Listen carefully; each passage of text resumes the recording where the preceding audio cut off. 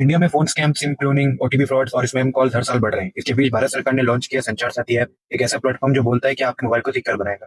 लेकिन सवाल यह है कि क्या संचार साथी सच में सिक्योरिटी देता है या फिर एक डिजिटल सर्वेलेंस टूल बन सकता है। संचार साथी एक गवर्नमेंट इनिशिएटिव है डॉट के अंडर, जो कि डिपार्टमेंट ऑफ टेलीकम्युनिकेशन है, और इसका गोल है मोबाइल फ्रॉड को रिड्यूस करना, लॉस्ट मोबाइल को ट्रेस करना, फेक सिम का डिटेक्ट करना और स्पैम और फ्रॉड कॉल्स को ब्लॉक करना। इस ऐप के कुछ की फीचर्स के बारे में जानते हैं। सबसे पहला है CEIR, ये लॉस्ट फोन ट्रैकिंग में हेल्प करता है। अगर आपका फोन खो जाए तो आप CEIR से IMEI ब्लॉक कर सकते हो। अब IMEI का मतलब होता है इंटरनेशनल मोबाइल इक्विपमेंट आइडेंटिटी।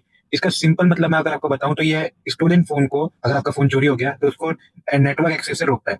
अब दूसरा फीचर है टैप कॉल, ये बताता है आपके नाम पे कितनी सिम इशू है। आप ऐप ओपन करोगे, अपना नंबर डालोगे, ऐप बताए कितने मोबाइल कनेक्शन आपके आधार पर चल रहे हैं। अगर कोई अननोन सिम निकले उसको रिपोर्ट कर सकते हो और ये सिम मिसयूज रिड्यूस करता है। पर इस ऐप के अराउंड बहुत सारा क्रिटिसिज्म और कंट्रोवर्सीज भी चल रही है। सबसे पहला है प्राइवेसी कंसर्न। क्रिटिक्स बोलते हैं कि IMEI नंबर और आधार लिंकिंग से एक मास सर्वेलेंस पोटेंशियल डेवलप हो सकता है। ये ऐप के थ्रू गवर्नमेंट यूजर्स का फोन डेटा ट्रैक कर सकती है। अब दूसरा है IMEI का डेटाबेस एक्यूरेसी। देखिए कई यूजर्स को गलत अलर्ट्स मिल रहे हैं, जैसे आपके नाम पर 9 सिम चल रहे हैं। ये IMEI मिसमैच है, इससे रिलायबिलिटी कम होती है इस ऐप पे और इस पे क्वेश्चन भी उठता है। टारगेटेड सर्वेलेंस क्या है?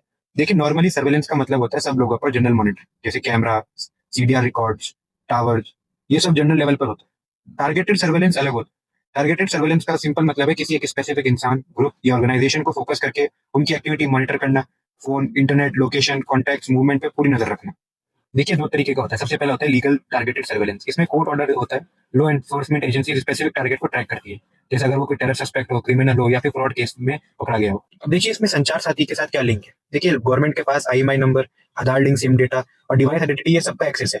अगर इसका मिसयूज हुआ तो इसमें टारगेटेड ट्रैकिंग पॉसिबल है, जो कि इलीगल होगी। जैसे मान लीजिए कोई जर्नलिस्ट जो गवर्नमेंट के खिलाफ या उनकी किसी भी चीज की आलोचना कर रहा है, वो गवर्नमेंट को पसंद नहीं आया, तो उसको आराम से ट्रैक किया जा सकता है।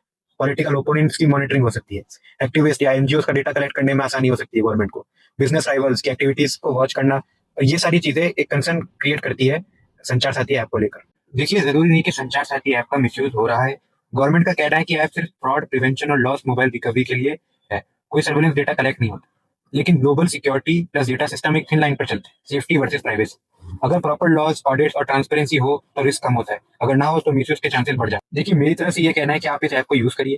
फोन चोरी हो गया, सिम मिसयूज लग रहा है, आइडेंटिटी प्रोटेक्शन चाहते हो, स्कैम कॉल से परेशान हो, तभी आप यूज करो। बट ब्लाइंड होके नहीं। अगर कोई सेंसिटिव पर्सनल डेटा आपसे मांग रहा है तो उसको अपलोड मत करना, मिनिमल परमिशंस दो और फेक लिंक से बचो। अब संचार साथी ऐप्स के बेनिफिट्स क्या हैं? सबसे पहला है स्कैम रिडक्शन। स्विम स्वैपिंग हो गई, OLX, टेलीग्राम फ्रॉड, सब में ये टूल स्कैम डिटेक्शन फास्ट करेगा। आइडेंटिटी प्रोटेक्शन, कई लोगों के आधार पर दूसरे लोग सिम चलाते मिलते हैं, ये सब बहुत हद तक कम हो जाएगा इस ऐप की वजह से। देखिए नेशनल सिक्योरिटी एंगल भी इसमें आता है। फेक सिम जो होते हैं ना, वो टेरर नेटवर्क का मेजर टूल होता है, और गवर्नमेंट के हिसाब से ये ऐप डिजिटल सेफ्टी इंफ्रास्ट्रक्चर का कोर पार्ट बनेगा।